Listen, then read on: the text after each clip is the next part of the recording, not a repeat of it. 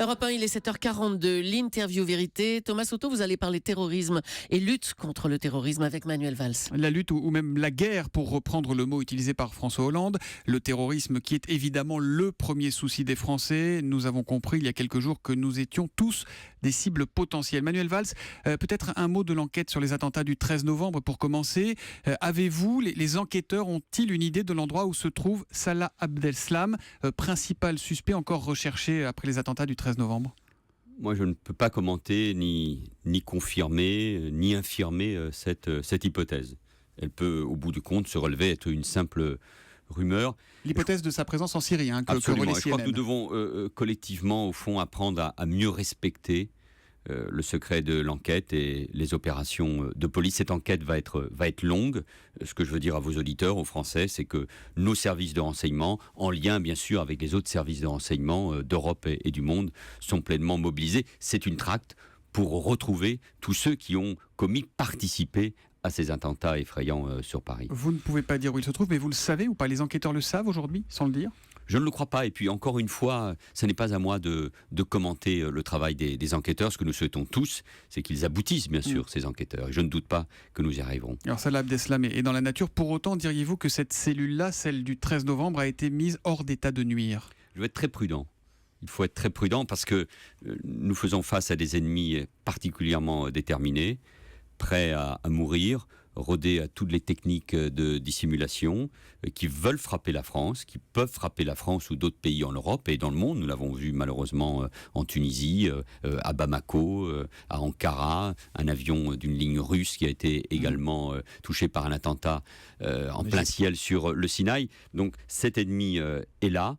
Et donc, je veux être prudent à chaque fois, même si, évidemment, le groupe qui était sans doute sur Paris a été neutralisé, mis hors d'état de nuire suite à l'assaut de Saint-Denis. Dans les jours qui ont suivi les attentats du 13 novembre, on a beaucoup entendu parler des perquisitions dans les jours qui ont suivi. Donc, est-ce qu'elles se poursuivent à un rythme aussi soutenu? On en est où de ce point de vue-là? Nous sommes à plus de 2000 perquisitions administratives qui ont été menées depuis la mise en place de l'état d'urgence.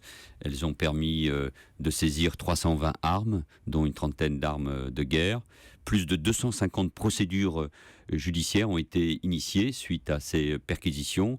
Plus de 210 personnes ont été placées en garde à vue. Et cela prouve bien que ces perquisitions ne sont pas dues au hasard et qu'elles permettent d'étayer des soupçons objectifs. Mais à taper tous azimuts, est-ce qu'on ne prend pas le risque de casser le travail des services de renseignement au détriment d'enquêtes menées discrètement jusqu'alors par la DGSI ou le service central du renseignement français? Mais ces enquêtes, bien sûr, se poursuivent. Parce que ce sont des informateurs aussi, parfois. Elles sont indispensables.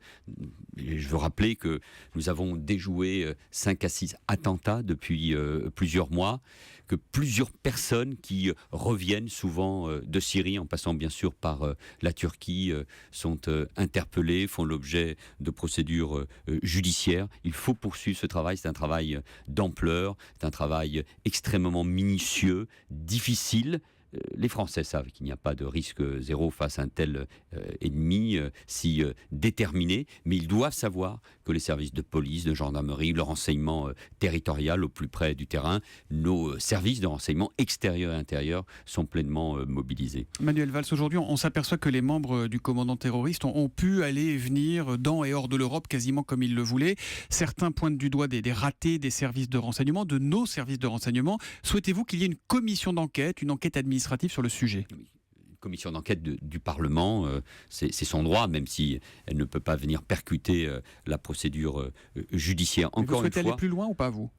Ça, c'est le travail du Parlement de contrôle de l'action de l'exécutif comme des services de renseignement. Il y a toujours des enseignements à tirer de tels événements. C'est la moindre des choses qu'on doit aux victimes et à leurs proches. Mais moi, je veux saluer le travail de la justice et de nos services pour toutes les arrestations qu'ils ont déjà réalisées et tous les attentats, j'en parlais il y a un instant, qu'ils ont permis d'éviter depuis le début de l'année 2015. Dans ce moment-là, vous n'entendrez aucun mot, aucune parole de ma part qui puisse remettre en cause le travail des services de renseignement. Savoir ce qui s'est passé ou ce qui n'a pas bien fonctionné peut permettre d'éviter peut-être de nouveaux drames. C'est bien sûr indispensable. Mais moi, je ne parle pas de raté, je ne parle pas de faille, je parle de leçons. Vous aviez parlé de faute de la DCRI à l'époque des attaques de Mera, à l'époque. J'avais parlé de faille à ce moment-là sur l'analyse l'analyse qui avait été faite sur Mera. Il faut toujours tirer les leçons, les enseignements de ce qui s'est passé, bien évidemment. Sinon, personne ne le comprendrait, parce qu'il faut faire face à cet ennemi, s'adapter en permanence. Lui-même, d'ailleurs, utilise à chaque fois des techniques différentes. Des individus qui agissent seuls, nous l'avons vu sur le Thalys, des commandos organisés avec cette volonté de tuer. Nous l'avons malheureusement constaté à Paris il y a quelques jours. Ils recrutent sur notre territoire, ils font venir des personnes de l'extérieur. Ils ont préparé cet attentat depuis la Syrie en passant par la Belgique. Donc oui, il faut être capable de comprendre quel est cet ennemi, et en même temps, il faut dire aux Français que nous faisons face à un ennemi particulièrement déterminé, mais qui rencontre une détermination sans faille, qui est celle de l'État français. Vous évoquez les Thalys. Ségolène Royal a annoncé ici même sur Europe 1 dimanche la mise en place de portiques pour l'accès aux lignes du Thalys avant le 20 décembre.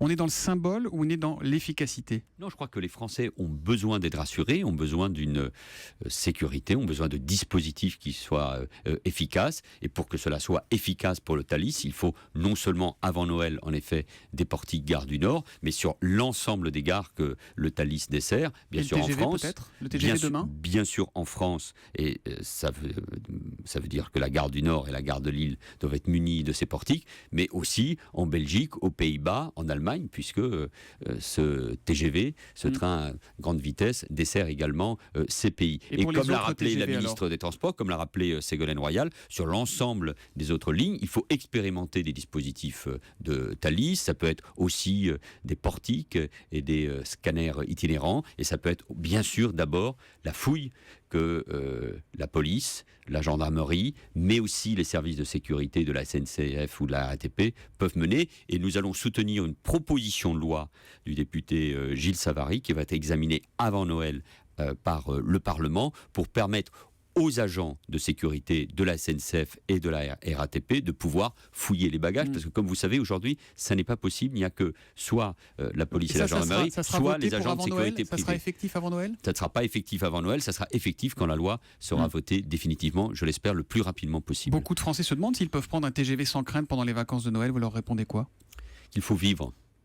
Qu'il faut savoir que tous les services de police sont mobilisés. Il y a aujourd'hui 110 000 policiers et gendarmes qui sont mobilisés, auxquels il faut rajouter 10 000 militaires qui sont présents.